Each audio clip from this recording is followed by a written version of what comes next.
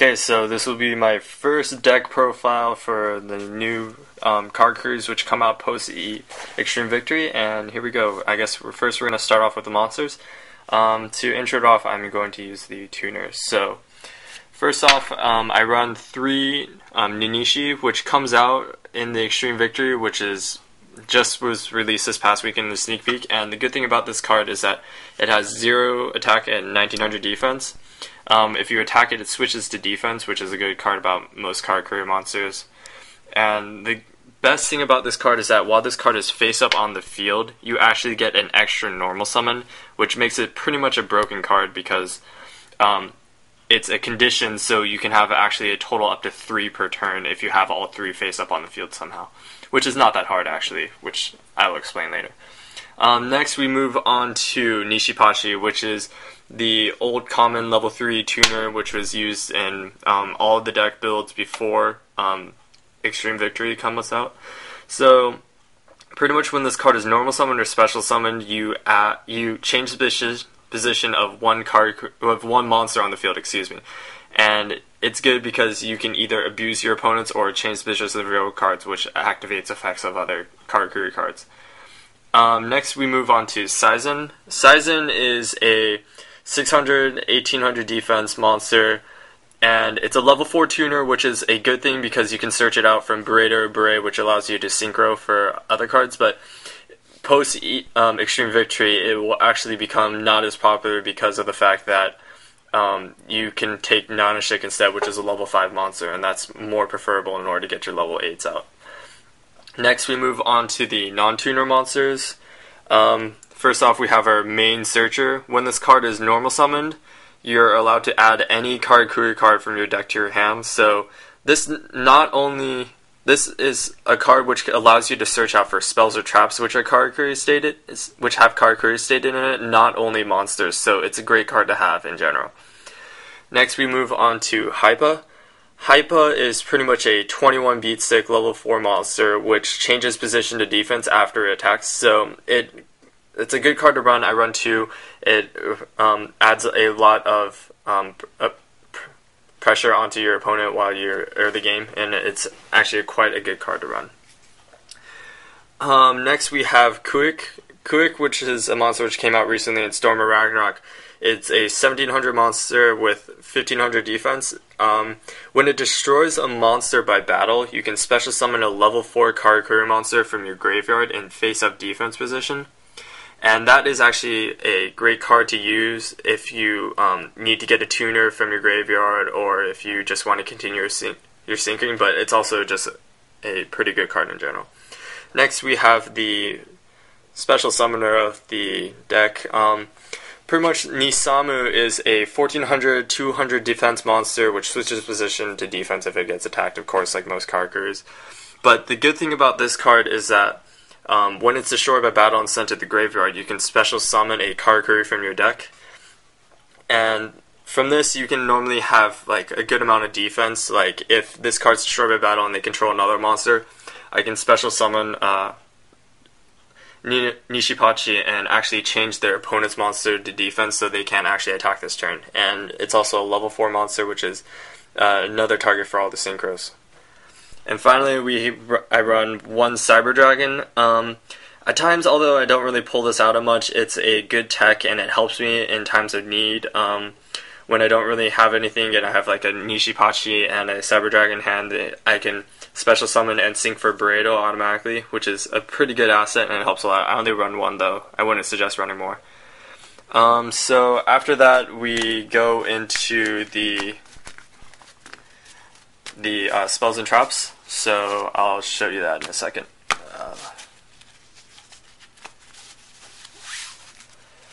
Okay, first off, I'm going to show the theme card, the Karakuri staples for almost any single Karakuri deck which you'll ever run. First off, you run triple Karakuri Anatomy. Karakuri Anatomy states that when the position of a Karakuri monster, the battle position is changed when it's changed, so you can change it from attack to defense. It gains a counter, maximum of 2 counters.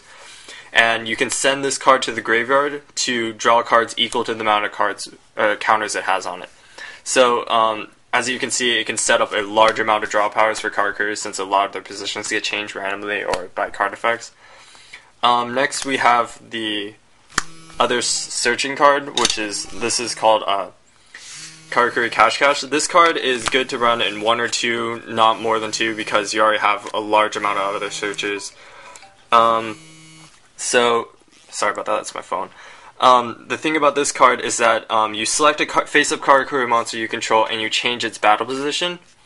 And when you change its...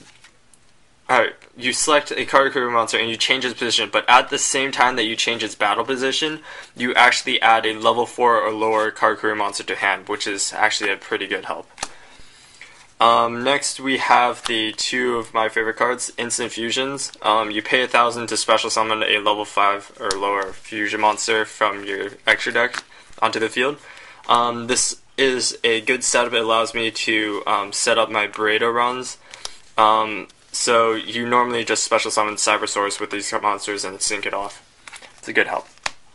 Next we have another commonly run card in like any machine deck. So this card is actually really good because it's a target for Ninishi or Nishipachi, and what you can do from there is that you can special summon 3, and that already sets up a whole entire chain link for you to synchro like crazy, which is a great card. I suggest only running 1 because 2 in hand is a total dead draw. Next I run 1 De-synchro. De-synchro is a great card because not only it can be an offensive card, it also can be a defensive card. So what you can do with the Karakuri synchros, when they're synchro summoned, you special summon a Karakuri from your deck. And from that, what you can do is that you can special summon the Karakuri from your deck, and then you can de-synchro your monster. And if you control, when you de-synchro, if you control the same monsters which you use to synchro for the monster in your graveyard, you can special summon them back onto the field, and then you can synchro again for the same monster and special summon another Karakuri card, which allows you to special summon a lot more. But the other good thing is that it's not only your monsters which De-synchro can target. You can actually target your opponent's monsters, but the good thing about it is that it states that it has to be in your graveyard. So if you de-synchro your opponent's monster, they don't actually get the cards back onto their field. You get them back only if you control them in your graveyard. You can special them to your side. So it literally just gets rid of synchros, which is a great card.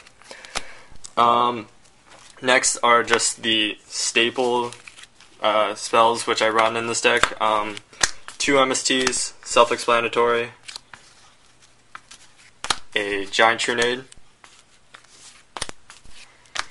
limiter removal, which is quite commonly known, pretty easy. I run 1 Pot of Avarice, which you think would be kind of strange since I run not too high of a monster count, but it actually can save me if like they ruin one of my synchro runs and all my monsters are in my graveyard. It can help me restart, which helps a lot. Monster Reborn, Book of Moon, and a Dark Hole. So those are pretty much all pretty self-explanatory if you actually know what Yu-Gi-Oh is. Some people don't. Who knows? Next we run into the trap lineup. So the trap lineup is pretty much basic. I run 2 Compulsories, which is a great card. If it gets rid of the annoying Stardust and all those other annoying, really high-level monsters which you can't destroy by card effects. That's pretty much self-explanatory. Returns it to the hand or deck. I run 2 Trap Suns, which can help me early game set up my OTK run, which this card is pretty much one of the things which I really enjoy using because you just trap stun. They have a full background, they can't activate anything, and then you just run over all of them, which is great. Then I run 1 Bottomless. You think that you would run 2 if you even think about running a Bottomless at all. I actually only like running 1 because I concentrate more on my synchroing and special summoning of monsters which have better effects. Like I can sync for Stardust, I can sync for Barkion or Nature Beast. Those already cause so much pressure that it doesn't really matter. Next are the 2 most commonly used traps in the game. Mirror Force destroys all face-up attack monsters, and Torrential, which destroys all monsters on the field when a monster is normal summon or special summon. Explanatory. So pretty much that is my deck in general, but then for the last thing we're just going to run through the synchros really fast. So this is the first synchro. This is Burrito. It's a level 8 machine type monster synchro. When it's special summoned, you when it's synchro summon, you special summon a Karakuri monster from your deck. It could be any Karakuri monster. So, but also its second effect is that once per turn, when the position of a Karakuri monster you control is changed, you actually draw a card. So it's a good card which allows you for a huge draw engine and a lot extra hand advantage. Next, I run 2 Berets. Beret's a level 7. It requires just a tuner and a non-tuner or machine type monster, which is actually a great card to use. It can help you a lot in a lot of these games. What you can use it for, Beret's effect is same as Bereto, as you special summon a Karakuri monster from your deck, but also this effect is once per turn you can change the battle position of one monster on the field, which can change the game around. Like, say if they have a Spirit Reaper or they have a Marshmallow, and you can change the position attack and just attack it continuously, which helps. Next, I run a Barkion. Remove from player 2 cards from your graveyard in order to negate traps, which is a great card to run. It's awesome. Then, next little favorite card is a Landorus. Landorus is another level 7, so it's an easy target for my deck. What you can do is that you send a spell from your hand to the graveyard in order to negate an effect of a monster. So it's a great card to use. Like, you get rid of the Battle Fader or get rid of the Rico, which would ruin your OTK.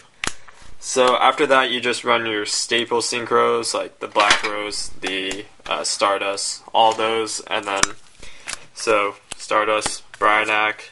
I run a Scrap Archfiend because I ran out of, don't have a third Beret right now. I read Red Nova Archfiend, and then just the Cybersauruses and a Chimera Tech just for lulz. So pretty much that is my deck right there. Thank you.